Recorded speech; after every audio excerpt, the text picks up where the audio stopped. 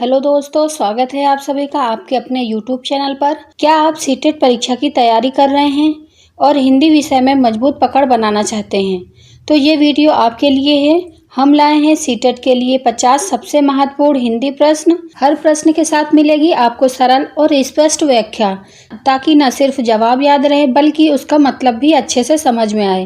पिछली सीटेट परीक्षाओं और एनसीईआरटी की किताबों के आधार पर चुने गए हैं। तो चलिए शुरू करते हैं सीटेट की हिंदी यात्रा को एक मजबूत शुरुआत देने के लिए। पहला क्वेश्चन है, सूरदास किस भक्ति मार्ग के कवि थे? सूरदास सगुण भक्ति शाखा के कवि थे, जिन्होंने श्री कृष्ण के बाल रूप का सुंदर वर्णन किया है। इसका राइट आंसर है ऑप्शन सी, सगुण भक्ति। सूरदास के काव्य की प्रमुख विशेषता क्या है? सूरदास ने अपने पदों में श्री कृष्ण की बाल लीलाओं का अत्यंत भावुक और सुंदर वर्णन किया है। इसका राइट आंसर है ऑप्शन बी, बाल लीला का वर्णन। परशुराम का स्वभाव कैसा था? परशुराम क्रोधी स्वभाव के थे और उन्हें क्षत्रियों पर बहुत क्रोध आता था। इसका राइट आंसर है ऑप्शन बी, क्रोधी।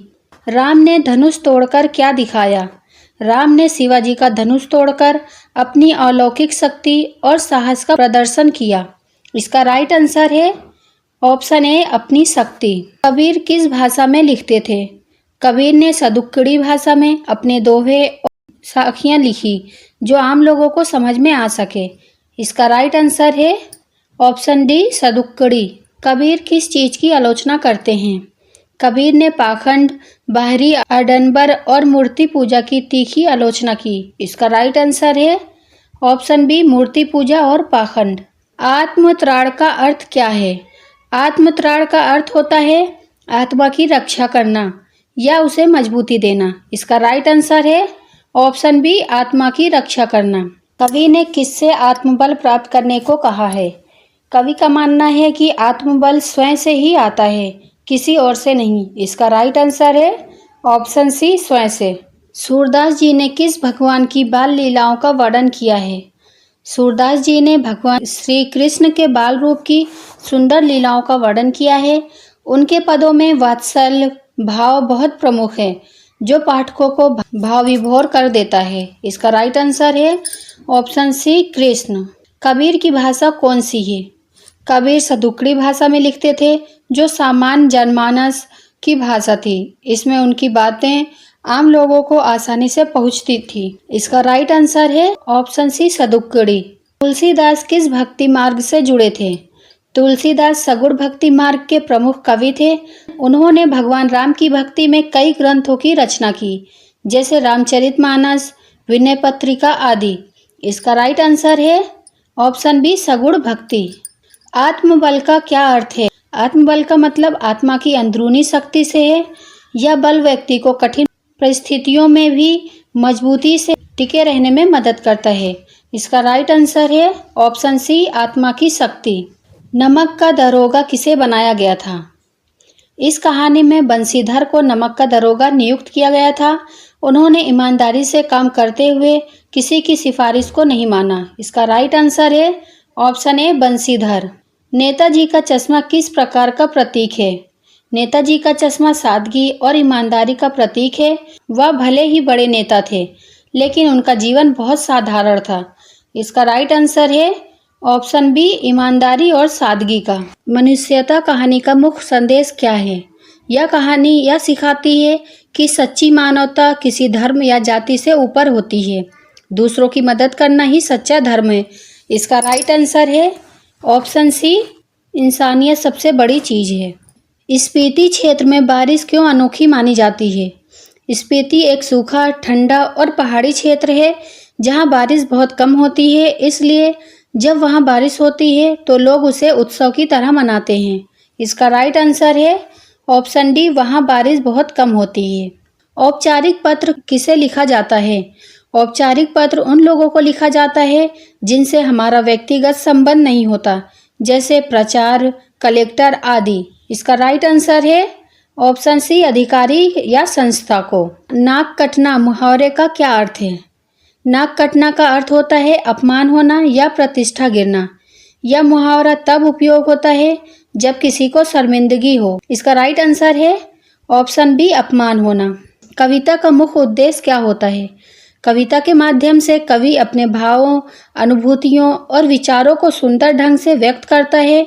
कविता पाठक के मन को छू जाती है। इसका राइट आंसर है ऑप्शन सी, भाव व्यक्त करना। रामचरितमानस किस भाषा में लिखी गई है? तुलसीदास ने रामचरितमानस को अवधी भाषा में लिखा है ताकि आम जनता भगवान राम की कथा को समझ सके। इसका राइट आंसर है ऑप्शन सी, अवधी। कविता की आत्मा क्या कहती है?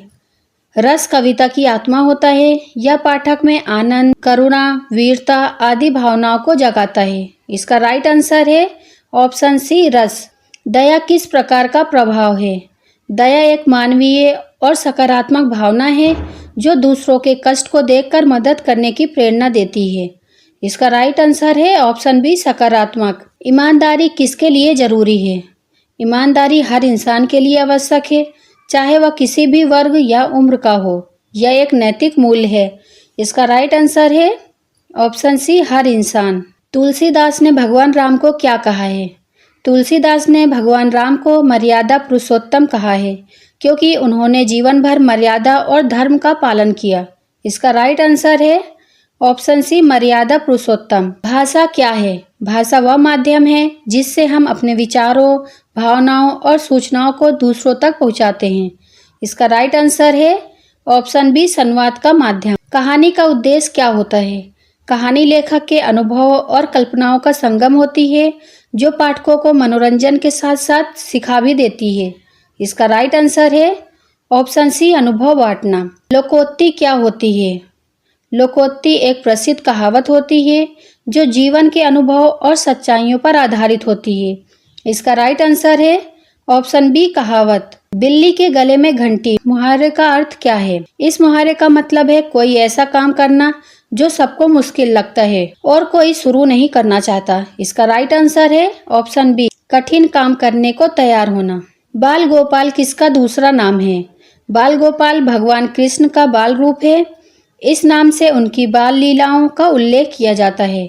इसका राइट आंसर है ऑप्शन सी, कृष्ण। प्राकृतिक सुंदरता किस कविता का विषय है? स्पीति में बारिश कविता में हिमाचल के एक रेगिस्तानी क्षेत्र में बारिश के दृश्य का सुंदर चित्र किया गया है। इसका राइट आंसर है ऑप्शन बी, स्पीति में बारिश। लोकोक्ति अंधे की लकड़ी का अर्थ क्या है? इस लोकोक्ति का अर्थ होता है किसी का एकमात्र सहारा या सहायक चीज। इसका राइट आंसर है ऑप्शन बी, सहारा। कबीर किस प्रकार की भक्ति में विश्वास करते हैं? कबीर निगुण भक्ति के समर्थक थे। उन्होंने ईश्वर को बिना रूप के माना और आत्मा की पवित्रता को सर्वोच्च बताया। इसका राइट आंसर है ऑप्शन सी, निगुण भक्ति। सूरदास किस रस के कवि माने जाते हैं? सूरदास जी वात्सल रस के प्रमुख कवि हैं। उन्होंने श्री कृष्ण की बाल लीलाओं में माँ और पुत्र के प्रेम को दिखाया है। इसका राइट आंसर है ऑप्शन डी, वात्सल रस। कहानी का मुख्य अंग क्या होता है?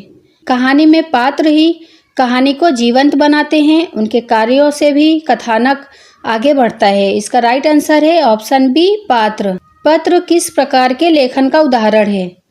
पत्र लेखन गद्य लेखन का भाग होता है क्योंकि इसमें विचारों को सीधे सपाट रूप में व्यक्त किया जाता है। इसका राइट आंसर है ऑप्शन डी, गद्य लेखन। नेताजी का चश्मा से क्या सीख मिलती है? यह कहानी यह सिखाती है कि सादगी और ईमानदारी किसी भी पद या प्रतिष्ठा से बड़ी होती है। इसका राइट आंसर है ऑप्शन बी, सादगी और ईमानदारी का मूल्य। सीटेट में भाषा की भूमिका क्या है? भाषा बच्चों की सोचने, समझने और व्यक्त करने की क्षमता को विकसित करती है।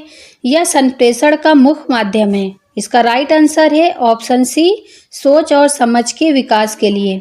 कविता में छंद का क्या कार्य है?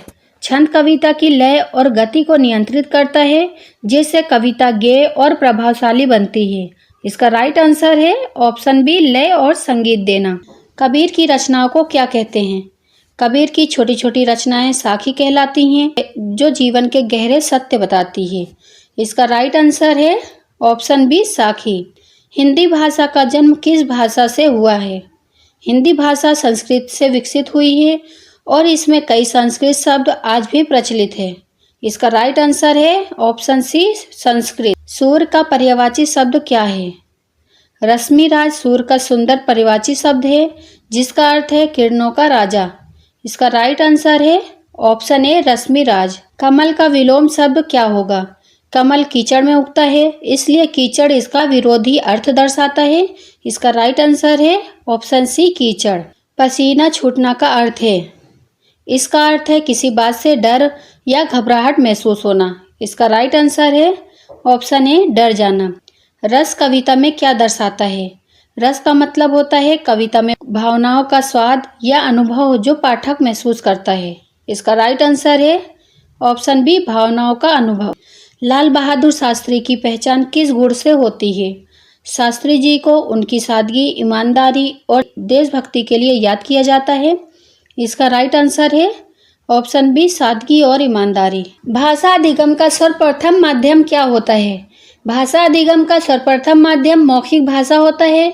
इसमें बच्चा सबसे पहले मौखिक भाषा सीखता है, इसलिए यह अधिगम का पहला माध्यम होता है।